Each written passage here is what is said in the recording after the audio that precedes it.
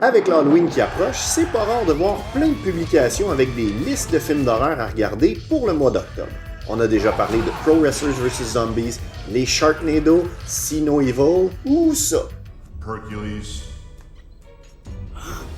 Yes, Hercules, it is I. C'est donc pas les films d'horreur qui manquent. Mais si vous aviez des trous dans votre liste, permettez-moi de les combler en vous offrant aujourd'hui 5 films d'horreur qui mettent en vedette des lutteurs. Qu'est-ce que c'est que cette salade? On commence ça avec Alligator 2. Excellent honneur. De 1991, rempli de belles répliques et qui met en vedette la plus belle coupe de cheveux d'un héros de l'histoire du cinéma, portée par le grand Joe Bologna, qui est techniquement 3 ans plus jeune que Billy Gunn en 2024 dans ce film-là. J'avais jamais fait attention, mais t'es beau mec. On fait connaissance avec le policier David Hodge et sa femme jouée par Dee Wallace, la mère dans E.T., qui doivent prouver au boss de Hodge qu'un crocodile géant rôde dans les égouts de la ville. Un alligator becte tout ce qu'il trouve en ville. Faute du promoteur immobilier libertarien Vince Brown. Si ce que vous dites est juste, je vais m'en occuper. Avec l'aide de Hawk Hawkins, beau nom de lutteur, joué par le légendaire bad guy Richard Lynch, qui a mis sa plus belle perruque d'Owen Hart, ils vont essayer de le chasser avant qu'il ne mange des gens plus importants que des sans-abri. En gros, Vince déverse ses produits chimiques et ses animaux résultant d'expériences génétiques dans les égouts, dont un crocodile gonflé à l'adrénaline et aux hormones de croissance. Tout le reste, comme tous les films d'animaux géants, c'est le scénario de Jaws où un maire corrompu veut pas fermer la ville de peur de perdre des revenus émanant de leur grosse fin de semaine d'ouverture du parc central aménagé par Vince. Vous êtes en état d'arrestation. Elle s'est pas défendue de pisser, je crois. Dans celui-là, on a le bonus ajouté que le maire se fait gonner par Vince durant un tour de grande rue. De l'art. Où ça devient intéressant pour nous, c'est que Hodge va rencontrer le maire au country club Où tu vas? Voir Vinnie Brown au country club. pendant un spectacle de lutte qui met en vedette le professeur Toru Tanaka, un henchman qu'on a vu dans tous les films ever des années 90, Chavo Classic, Wildman Jack Armstrong, Judo Gene Lebel en arbitre et Alexis Smirnov, alias Michel Justice Dubois, un lutteur de Saint-Lin qui nous a malheureusement quittés en 2019. Le gala de lutte dure pas mal un gros tiers du film et se termine avec une victoire de Chavo sur Wildman. De la lutte gratuite, c'est toujours apprécié. T'as été à la hauteur, le bite. On poursuit avec Legend of the Bog, film d'horreur irlandais de 2009 qu'on pourrait traduire par La légende de la tourbière. Ce qui ferait plus un genre d'épisode de Fais-moi peur, et honnêtement, ça aurait probablement été meilleur en version de 22 minutes. Quand des promoteurs immobiliers déplacent des cadavres d'anciens guerriers de la zone, ceux-ci reviennent en zombies pour défendre leur site de sépulture sacrée avec leur arme secrète.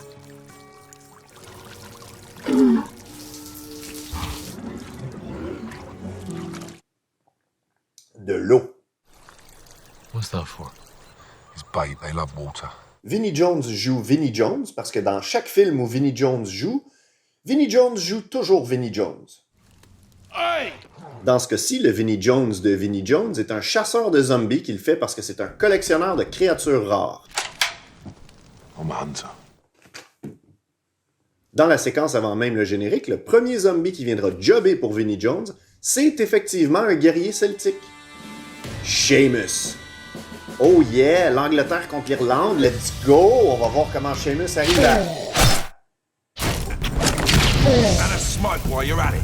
Tabarnak! 35 secondes à l'écran pour Sheamus. À date, il y a juste Seth Rollins dans Sharknado qui l'a battu.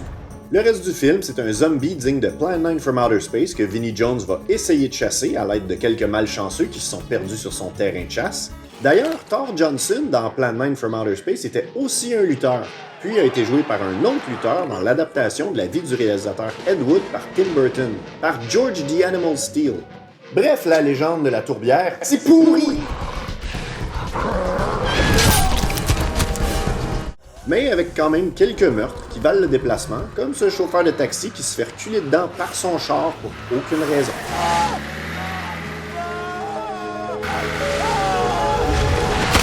Partons d'un camp à un autre avec Camp Massacre, film de 2014 aussi appelé Fat Chance. Slasher écrit, produit, réalisé, monté, photographié et joué par le duo de Jim O'Rear et Daniel Emery Taylor, où une télé-réalité vraiment mal chiée tente de faire maigrir 10 hommes obèses, dont Daniel Emery Taylor, qui s'assure de se donner toutes les bonnes lignes du film, en plus d'avoir un personnage limite rapey, trop cool pour se laisser séduire par des belles femmes. However, that is the finest ass I've ever seen in my life. I'm afraid I'm going to have to exclude you from one of the many celebrity sex tapes I'm going to make after I win this thing. That's how you handle bitches right there. That's how you handle That's how you. I will have my dick in that before you ever get your little nerves. Subtil, mon gars. Is there anybody else out in the woods? On dirait un promoteur de lutte qui se donne sa propre ceinture dans sa propre fed. Hey, on s'entend-tu que si t'es obligé de tout faire toi-même, pis que t'as peur de déléguer? Pour éviter qu'un autre ait le crédit, c'est peut-être que secrètement tu sais que ce que tu fais c'est vraiment de la cochonnerie. Plus la compétition progresse, plus il devient évident Que...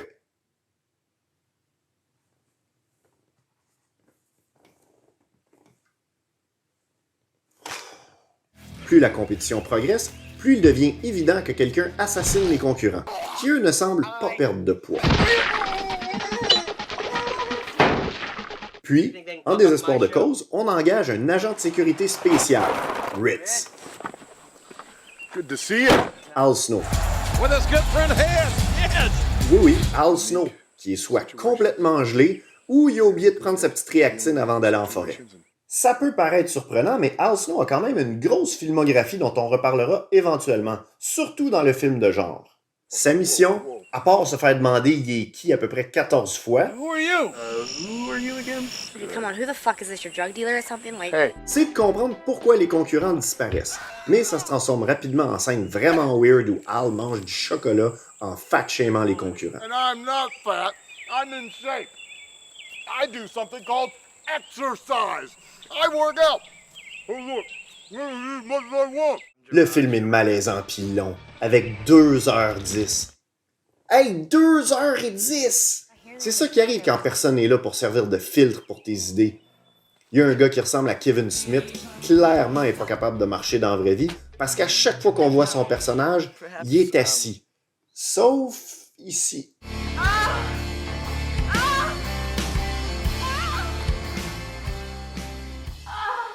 What? Are you done already? I'm not even finished yet.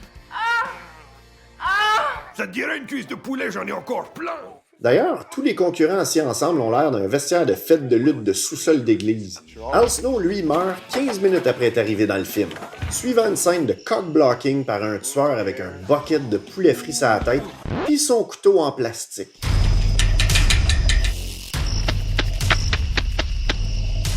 Non! Laisse-moi pas tout seul avec eux!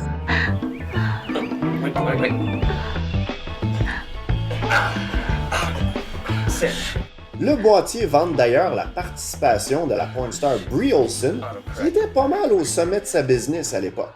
Ben, sa présence d'environ 40 secondes, comme Sheamus, est contenue dans la séquence pré-générique et va être la première victime du tueur, un participant rejeté de la télé-réalité parce qu'il n'était pas assez gros.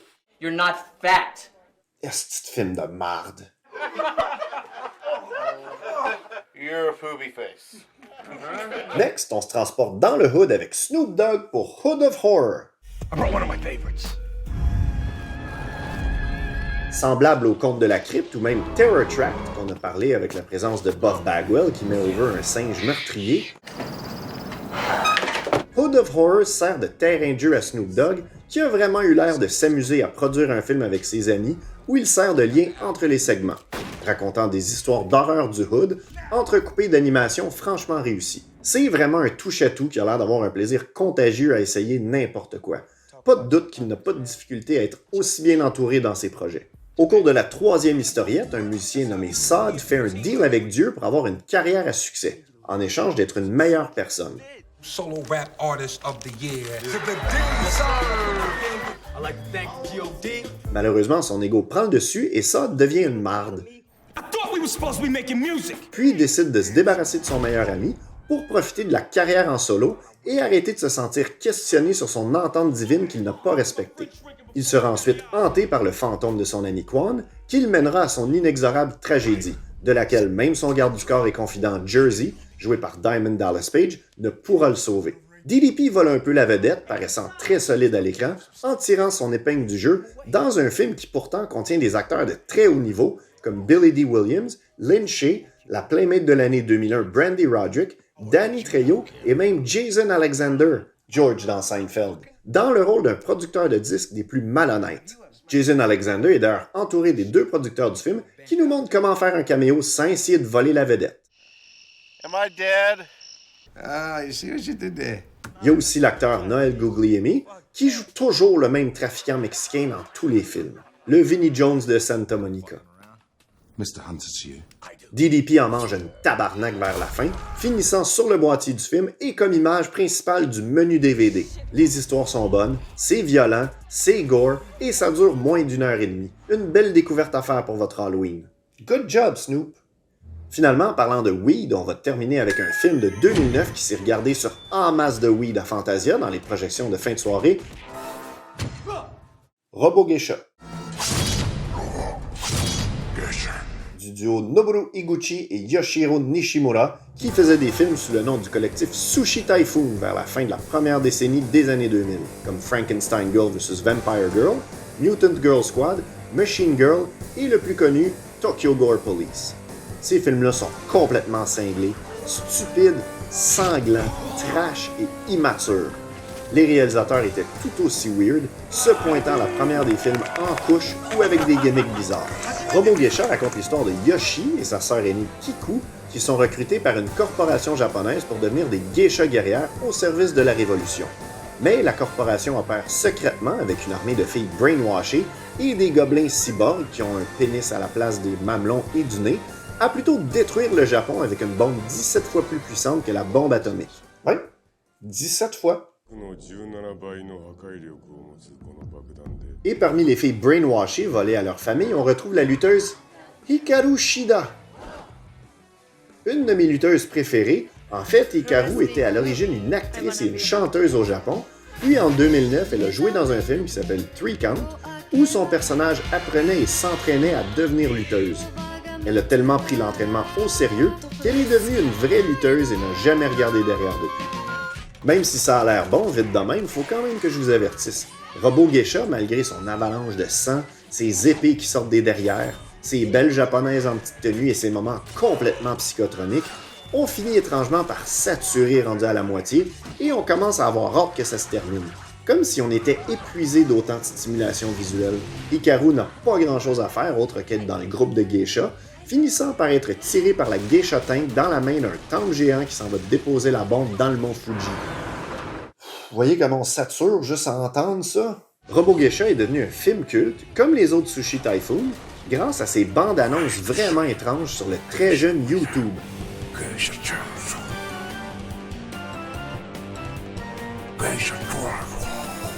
Devenant dans les premiers vidéos viraux avec 700 000 visionnements à peine, une autre époque.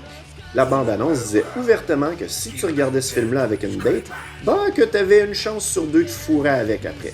Ce qui est probablement un meilleur ratio qu'inviter une fille pour un film de Woody Allen. Je sais pas si tu te souviens de moi, mais la pire soirée de ma vie, je l'ai passée avec toi.